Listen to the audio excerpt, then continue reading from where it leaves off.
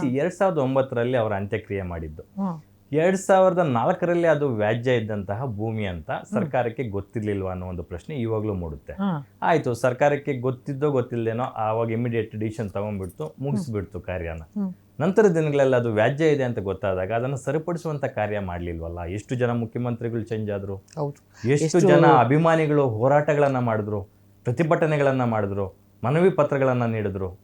Sudeep sir ಎಷ್ಟು ಸರಿ ಹೋಗಿ ಮಾತಾಡಿಲ್ಲ ಆ ವಿಚಾರವಾಗಿ, ಯಶೋರ್ ಎಷ್ಟು ಸರಿ ಹೋಗಿ ಮಾತಾಡಿಲ್ಲ. ಹೌದು ಹೌದು ಸಾಕಷ್ಟು ಜನ ದೊಡ್ಡ ದೊಡ್ಡ ಸ್ಟಾರ್ಗಳೆಲ್ಲ ಹೋಗಿ ಮಾತಾಡಿದ್ದಾರೆ, ಕುಟುಂಬದ ಜೊತೆ ನಿಂತಿದ್ದಾರೆ, ಅಭಿಮಾನಿಗಳ ಜೊತೆ ನಿಂತಿದ್ದಾರೆ. ಹೌದು ಹೌದು ಸಾರ್ಟ್ ಔಟ್ ಆಗಲೇ ಇಲ್ಲ. ಹೌದು ಹೌದು ಅದೇನೋ ನಿಜ, ಎಲ್ಲವೂ ನಿಜ. ಬಟ್ ಎಷ್ಟೇ ಸರ್ಕಾರಗಳು ಬಂದ್ರೂ ಆ ಪ್ರಾಬ್ಲಮ್ ಯಾಕೆ ಸಾಲ್ವ್ ಆಗಲಿಲ್ಲ ಅನ್ನೋದು ತುಂಬ ದೊಡ್ಡ ಯಕ್ಷ ಪ್ರಶ್ನೆ. ನಿನ್ನ ಹಾಗೆ ನನಗೂ ಇದೆ, ಗೊತ್ತಿಲ್ಲ ನನಗೆ ಯಾವ ಕಾರಣ, ಎಲ್ಲಿ ತಪ್ಪೋಯ್ತು, ಎಲ್ಲಿ ತಪ್ಪು ಹೆಜ್ಜೆ ಇಟ್ಟರು. ಸೊ ಸರ್ಕಾರ ಹೇಳೋ ಪ್ರಕಾರ ನಾವು ಮೈಸೂರಿನಲ್ಲಿ ಸ್ಮಾರಕಕ್ಕೆ ಜಾಗವನ್ನು ಕೊಟ್ಟಿದ್ದೇವೆ, ಮೈಸೂರಲ್ಲಿ ಸ್ಮಾರಕವನ್ನು ಕಟ್ಟಿದ್ದೇವೆ, ಮೈಸೂರಿನಲ್ಲಿ ಸ್ಮಾರಕವನ್ನು ನಡೆಸ್ತಾ ಇದ್ದಾರೆ ಅನ್ನೋ ನಿಟ್ಟಿನಲ್ಲಿ ಮಾತನಾಡ್ತಾರೆ. ಈಗ ನಾವು ಮಾತಾಡಿದ್ರೆ ಎಸ್ ತಾರಮ್ಮ, ನನಗೂ ಅದೇ ಅನ್ಸುತ್ತೆ.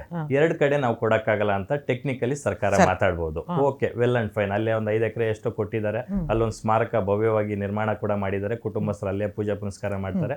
ಬಟ್ ಅಭಿಮಾನಿಗಳು ಪ್ರತಿ ವರ್ಷ ಅವರ ಬರ್ಡೇನೋ ಅಥವಾ ಡೆತ್ ಅನಿವರ್ಸರಿ ಬಂದಾಗ ಅಲ್ಲಿಗೆ ಹೋಗಿ ಪೂಜೆ ಮಾಡೋಕ್ಕಾಗಲ್ಲ. ಇಲ್ಲಿಂದ ಎಲ್ಲರೂ ಹೋಗಿ, ಅದು ಸುಮಾರು ಒಂದು 200-300 ಕಿಲೋಮೀಟರ್ ದೂರದಲ್ಲಿದೆ, ಈ ಕಡೆಯಿಂದ ಹೋಗಿ ಬರೋದಕ್ಕೆ ಆಗಲ್ಲ. ಇಲ್ಲಿ ಪ್ರತಿಯೊಬ್ಬರಿಗೂ ಕರ್ಮಭೂಮಿ ಮತ್ತೆ ಪುಣ್ಯಭೂಮಿ ಬಹಳ ತುಂಬಾ ಇಂಪಾರ್ಟೆಂಟ್ ಯಾವುದೇ ಒಬ್ಬ ವ್ಯಕ್ತಿಗೆ. ಆ ಕರ್ಮಭೂಮಿ ಪುಣ್ಯಭೂಮಿ ಎರಡೂ ಇಲ್ಲೇ ಇದೆ ಅಂತಂದಾಗ ಆ ಪುಣ್ಯಭೂಮಿಯನ್ನ ಉಳಿಸ್ಕೊಳ್ಳೋದಕ್ಕೆ ಸರ್ಕಾರ ಮನಸ್ಸು ಮಾಡೋದು ಬೇಡ, ಸರ್ಕಾರದಿಂದ ಅದಕ್ಕೆ ಎಷ್ಟು ಬೆಲೆ ಆಗುತ್ತೋ ನಿಗದಿ ಮಾಡಿದಿದ್ರೆ ಅದನ್ನು ಖರೀದಿ ಮಾಡೋದು ಕೂಡ ಅಭಿಮಾನಿಗಳು ರೆಡಿ ಇದ್ರು. ಸೊ ಸರ್ಕಾರನೂ ಅದಕ್ಕೆ ಅಭಿಮಾನಿಗಳಿಗೆ ಸಾಥ್ ಕೊಡಲಿಲ್ಲ, ಕುಟುಂಬನೂ ಸಾಥ್ ಕೊಡಲಿಲ್ಲ. ಕೊನೆಗೆ ಇವತ್ತಲ್ಲಿ ಸಮಾಧಿನೇ ಇಲ್ಲ ಅಂತಂದಾಗ, ನಾವೊಂದು ಪೂಜೆ ಮಾಡೋದಕ್ಕೆ ಒಂದು ಸಣ್ಣ ಕುರುಹು ಕೂಡ ಇಲ್ಲ ಅಂತಂದಾಗ ಎಷ್ಟು ನೋವಾಗುತ್ತೆ.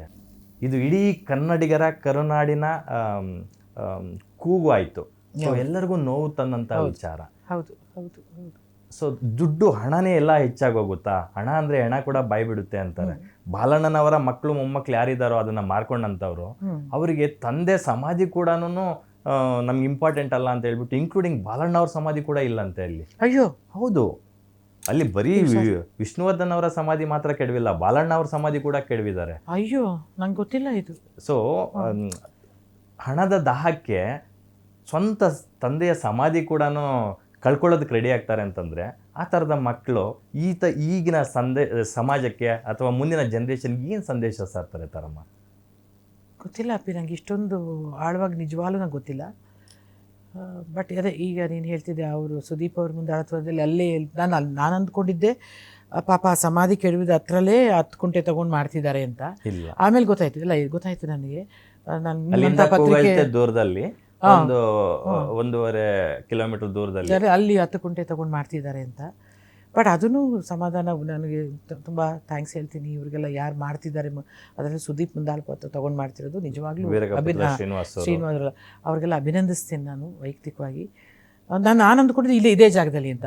ಅಲ್ಲ, ಅದೇ ಪತ್ರಕರ್ತರೇ ಹೇಳಿದ್ರು, ಇಲ್ಲಮ್ಮ ಅದು ಪಕ್ಕದಲ್ಲಿ ಅಂತ. ಸೊ ನಂಗೆ ಇಷ್ಟೊಂದು ಆಳವಾಗಿ ಈ ವಿಚಾರಗಳು ನನಗೆ ಗೊತ್ತೇ ಇಲ್ಲ, ನನಗೆ ಅಂದರೆ ನನ್ನ ಅರಿವಿಗೆ ಬಂದೇ ಇಲ್ಲ, ಅದು ಸತ್ಯ. ಬಟ್ ಗೊತ್ತಿಲ್ಲ ಈಗ ಯಾರ ಮೇಲೆ ನಾವು ತಪ್ಪನ್ನು ಹೊರಿಸೋದು. ಇವ್ರು ತಪ್ಪು ಅಂತ ಹೇಳ, ಅವ್ರು ತಪ್ಪು ಅಂತ ಹೇಳೋದ, ಇವ್ರು ಮಾಡಲಿಲ್ಲ ಅಂತ ಹೇಳೋದ, ಅವ್ರು ಮಾಡಲಿಲ್ವಾ ಅಂತ ಹೇಳೋದ. ಬಟ್ ಒಟ್ಟಲ್ಲಿ ಯಾರು ಮಾಡಿದ್ರೋ ಯಾರು ಮಾಡಲಿಲ್ವೋ ದೊಡ್ಡ ತಪ್ಪು, ಅನಾಚಾರ ಅಂತೂ ಆಗೋಗಿದೆ ಅಷ್ಟೇ. ಬಟ್ ಸುದೀಪ್ ಅವರು 1 ಅರ್ಧ ಜಮೀನು ಖರೀದಿ ಮಾಡಿದ್ದಾರೆ. ಅದರಲ್ಲಿ ಡಾಕ್ಟರ್ ವಿಷ್ಣುವರ್ಧನ್ ದರ್ಶನ ಕೇಂದ್ರ ಅಂತ ಮಾಡ್ತಾರಂತೆ, ಒಂದು ಲೈಬ್ರರಿ ಮಾಡ್ತಾರಂತೆ, ಒಂದು 25 ಅಡಿ ಪುತ್ಥಳಿ ಕೂಡ ಮಾಡ್ತಾರಂತೆ. ಬಹುಶಃ ನಮ್ಮ ಇತ್ತೀಚಿನ ಸ್ಟಾರ್ಗಳಲ್ಲಿ ಅಥವಾ ಅಷ್ಟು ದೊಡ್ಡ ಪುತ್ಥಳಿ ಇರೋದು ಒಬ್ಬ ಸ್ಟಾರ್ಗೆ ಎಲ್ಲೂ ಇಲ್ಲ ಅನ್ಸುತ್ತೆ. ಇದೊಂದು ಇತಿಹಾಸ ನಿರ್ಮಿಸುವಂತ ಒಂದು ಇದು. ಅಲ್ಲಿ ಅಭಿಮಾನ್ ಸ್ಟುಡಿಯೋದಲ್ಲಿ ಅವರಿಗೆ ಆ ಪುಣ್ಯಭೂಮಿಯಲ್ಲಿ ಅಲ್ಲಿ ಸಮಾಧಿ ನಿರ್ಮಾಣ ಮಾಡೋದಕ್ಕೆ, ಒಂದು ಸಣ್ಣ ಸ್ಮಾರಕ ನಿರ್ಮಾಣ ಮಾಡೋದಕ್ಕೆ ಆಗುತ್ತೋ ಇಲ್ವೋ ಸೆಕೆಂಡ್ರಿ. ಆ ಜಮೀನು ಕೂಡ ಮುಟ್ಟುಗೋಲು ಹಾಕೊಂತು ಗೌರ್ಮೆಂಟು ರೀಸೆಂಟಾಗಿ, ಅರಣ್ಯಕ್ಕೆ ಸೇರಿದ್ದ ಜಮೀನು ಅಂತ. ಮುಂದಿನ ದಿನಗಳಲ್ಲಿ ಅದು ಕೊಡುತ್ತೋ ಕೊಡಲ್ವೋ ಸೆಕೆಂಡ್ರಿ. ಬಟ್ ಸುದೀಪ್ ಅವರು ಕೊಟ್ಟರು ಕೊಡ್ದಿರ ಹೋದರೂ ಕೂಡ ನಾವು ವೀರಕಪುತ್ರ ಶ್ರೀನಿವಾಸು ಮತ್ತು ಅಸಂಖ್ಯಾತ ವಿಷ್ಣು ಸೇನಾನಿಗಳೆಲ್ಲ ಸೇರಿ ನಾವಿಲ್ಲೊಂದು ವಿಷ್ಣು ದರ್ಶನ ಕೇಂದ್ರ ಅಂತ ನಾವು ಮಾಡೇ ಮಾಡ್ತೀವಿ ಅಂತಕ್ಕಂಥ ಮಾತನ್ನು ಹೇಳಿದ್ದಾರೆ. ನಾನು ವೈಯಕ್ತಿಕವಾಗಿ ತುಂಬ ಅಭಿನಂದಿಸ್ತೀನಿ ಅಪ್ಪಿ ಅದನ್ನು. ಅದೇ ನಾನು ಅಂದ್ಕೊಂಡಿದ್ನಲ್ಲ ಇದೇ ಸ್ಥಳದಲ್ಲಿ ಅಂದ್ಕೊಂಡೆ, ಏನಾದರೂ ಆಗಲಿ ಅದನ್ನು ಮಾಡೋಕ್ಕೆ ಹೊರಟಿದ್ದಾರಲ್ಲ, ಇದಕ್ಕಾದರೂ ಸರ್ಕಾರ ಒಂದು ಅವ್ರ ಜೊತೆ ಇರಬೇಕು. ನಾವೆಲ್ಲ ಅಂತೂ ಇದ್ದೇ ಇರ್ತೀವಿ, ಖಂಡಿತವಾಗ್ಲೂ ಇರ್ತೀವಿ. ಸರ್ಕಾರವು ಕೂಡ ಇರಬೇಕು. ಇವತ್ತು ವಿಷ್ಣುವರ್ಧನ್ ಅವರ ಬರ್ಡೇ ಜೊತೆಗೆ ನಿಮ್ಮ ಅಚ್ಚುಮೆಚ್ಚಿನ ಮತ್ತಿಬ್ಬರು ಲೆಜೆಂಡ್ಗಳ ಬರ್ಡೇ ಕೂಡ ಹೌದು, ರಿಯಲ್ ಸ್ಟಾರ್ ಉಪೇಂದ್ರ ಅವರ ಬರ್ಡೇ ಕೂಡ ಹೌದು, ಜೊತೆಗೆ ಶ್ರುತಿ ಮೇಡಮ್ ಅವರ ಬರ್ಡೇ ಕೂಡ ಹೌದು. ಎಸ್, ತುಂಬ ಖುಷಿ ಅನಿಸುತ್ತೆ. ಮೂರು ಜನ ಬರ್ತಡೇ ಒಂದೇ ದಿನದಲ್ಲಿ. ಉಪಿ ಸರ್ ನಾನು ಅವರನ್ನು ಯಾವಾಗಲೂ ಕರೆಯೋದು ನಮ್ಮ ಅತ್ತೆ ಅಂತ. ನಮ್ಮ ಅತ್ತೆಯವರು ಜನ್ಮತಃ ಅಂದರೆ ನನ್ನ ಯಜಮಾನರನ್ನು ಹೆತ್ತಿ ಸಾಕಿದ್ದಾರೆ. ಆ್ಯಕ್ಚುಲಿ ಸಿನಿಮಾಕ್ಕೆ ಹೆತ್ತವರು ಉಪಿ ಸರ್, ವೇಣುನ. ಅದಕ್ಕೆ ನಾನು ಯಾವಾಗಲೂ ನಮ್ಮ ಅತ್ತೆ ಸಮಾನ ಅಂತಿದ್ದೆ. ಅವ್ರು ಯಾವಾಗಲೂ ನಗ್ತಿರ್ತಾರೆ. And is such a nice gentleman. Guarantee news, ಸುದ್ದಿ ಖಚಿತ, ನ್ಯಾಯ ನಿಶ್ಚಿತ.